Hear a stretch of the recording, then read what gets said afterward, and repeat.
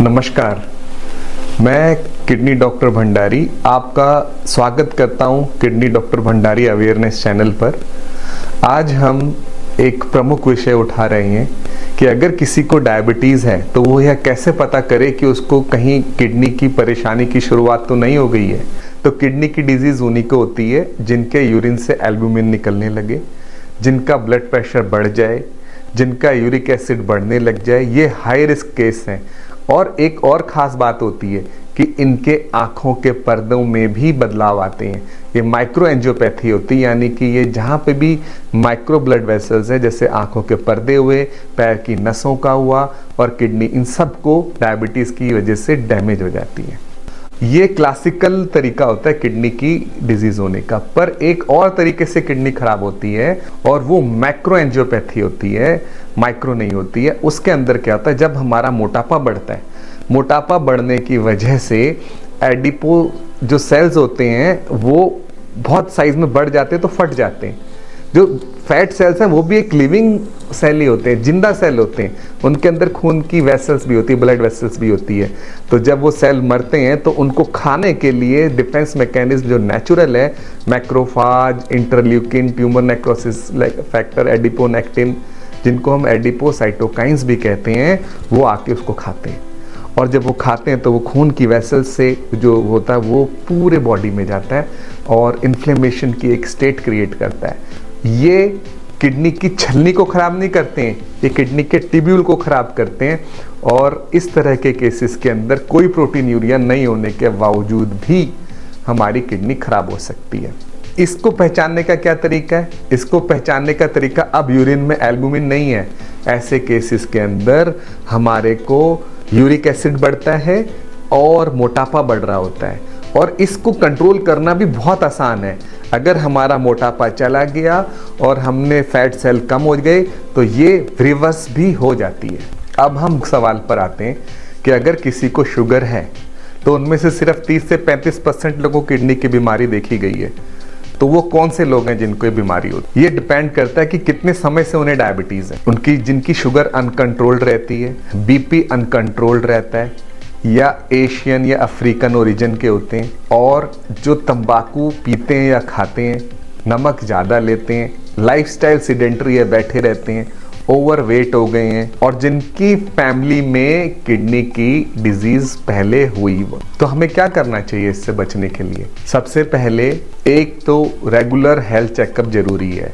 अगर हम normal diabetic भी हैं तो साल में एक बार हमारे को किडनी का complete test, kidney function test कराना है, जिसके अंदर यूरिया, क्रेटिनिन, सोडियम, पोटेशियम आता है। यूरिक एसिड का टेस्ट करना है, अपना ब्लड प्रेशर नपवाना है, और यूरिन में प्रोटीन आ रहा है या नहीं आ रहा है ये देखना है। और नॉर्मल वाला डिपस्टिक टेस्ट नहीं, वो माइक्रो एल्बुमिन वाला टेस्ट हमारे को कराना है, यानी spot urine micro albumin to creatinine ratio का टेस्ट कराना है। उसमें HbA1c यानी हमारे 3 महीने की ब्लड शुगर कंट्रोल रहनी बहुत जरूरी है। ये देखा गया है कि जिनकी ब्लड शुगर कंट्रोल रहती है, यानी HbA1c 7 से नीचे रहता है, उनको डायबिटिक किडनी डिजीज होने की संभावना बहुत कम हो जाती है। जिनका ब्लड प्रेशर 140/90 से कम रहता है, उनको भी किडनी डिजीज होने की संभावना बहुत कम हो जाती है।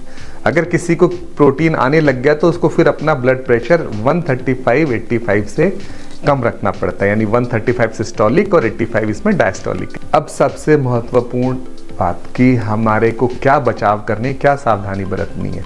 देखिए, सबसे पहली सावधानी है कि ब्लड शुगर को कंट्रोल रखना है और बीपी को कंट्रोल रखना है, क्योंकि यही प्रमुख कारण है जिससे किडनी खराब हो रही है, उसी को करना है। देखिए, दूसरा कारण होता है हमारा मोटापा, किडनी खराब होने का, ट्यूबुलर इंजरी होती है। तो हमारे को मोटापा कंट्रोल करना है। मोटापा कंट्रोल करने के लिए जो डाइट के लिए मैंने आपको कई मेथड बताए हुए हैं, उस मेथड को फॉलो करना है। लो carbohydrate diet, low fat diet एक इम्पॉर्टेंट इसका भाग हो सकती है, जो मैं अपने वीडियो में मैं बता चुका हूँ। अगर हमारे को किडनी डिजीज़ नहीं हुई है और डायबिटिक है तो हमारी डाइट अलग होती है, जिसके आप हमारे वीडियोस जो हमने पहले दिए उनके लिंक हम शेयर कर देंगे, उनमें देख सकते हैं। और अगर हमारे को किडनी डिजीज़ होगी तो हमारी डाइट अलग हो जाती है, जिसमें हमें प्रोटीन, फास्फोरस और पोटेशियम को कंट्रोल करना पड़ता है। वो भी हम वीडियो ऑलरेडी बना चुके हैं, आप हमारे वीडियोस में चेक कर सकते। तो इसमें जो सबसे प्रमुख भाग होता है, नमक कम खाना, स्मोकिंग छोड़नी है बिल्कुल। तंबाकू किसी भी फॉर्म में किडनी बीमारी को बढ़ाता है। नींद पूरी लेनी है, 8 घंटे की पूरी नींद लेने से स्ट्रेस नहीं रहता, ब्लड प्रेशर कंट्रोल में बहुत हेल्प मिलती है। और स्ट्रेस भी एक रीज़न होता है जिससे हमारी ब्लड प्रेशर और किडनी की बीमारी बढ़ सकती है। इसको और ज़्यादा हम अच्छा कैसे कर सकते हैं, जैसे हम योगा करें, मेडिटेशन करें, हल्की जॉगिंग करें, वॉक करें और अपनी बॉडी की एक्सरसाइज करें डेली। एक्सरसाइज पर भी मैंने वीडियो बनाए हैं कि कैसे हमारे को एक्सरसाइज करनी चाहिए जिससे हमारी किडनी की सेहत बनी रहे। वजन कम करना इसका बहुत बड़ा हिस्सा है। वजन तो नहीं कहूँगा मैं, फैट कम करना। जो हमारा फैट है उसे हमें कम करना है डाइट और एक्सरसाइज के माध्यम से, क्योंकि फैट एक बहुत इंपॉर्टेंट कारण है किडनी डिजीज़ को बढ़ने का। इसके अलावा हमें दवाइयाँ अपने डॉक्टर की सलाह से लेनी चाहिए और प्रॉपर लेनी चाहिए। और हमारे को ये जो सब हम कर रहे हैं इसको मॉनिटर करना है। अगर किसी को किडनी की बीमारी होगी तो उसे हर 3 महीने के अंदर अपना HbA1c, किडनी फंक्शन टेस्ट और यूरिन में कितना प्रोटीन निकल रहा है उसका टेस्ट कराना चाहिए। बीपी को कंट्रोल रखना है और शुगर को कंट्रोल रखना है, ये उसके लिए सबसे फ़ायदेमंद है। अगर इसे समराइज करूं तो देखिए, हर डायबिटीज़ के मरीज को किडनी की प्रॉब्लम नहीं होती। हमें अगर इस किडनी के से बचना है तो हमें हेल्दी लाइफस्टाइल को अपनाना बहुत ज़रूरी है, जो मैंने बताया आपको। मोटापा कंट्रोल करना बहुत बहुत बहुत ज़रूरी है, स्मोकिंग छोड़ना है और अपने समय समय पे जांच करानी है। जांच के अंदर यूरिन में माइक्रो एल्ब्यूमिन का टेस्ट बहुत ही ज़रूरी है। और अपना शुगर और बीपी कंट्रोल रखें तो हम किडनी की बीमारी से बचे रहेंगे।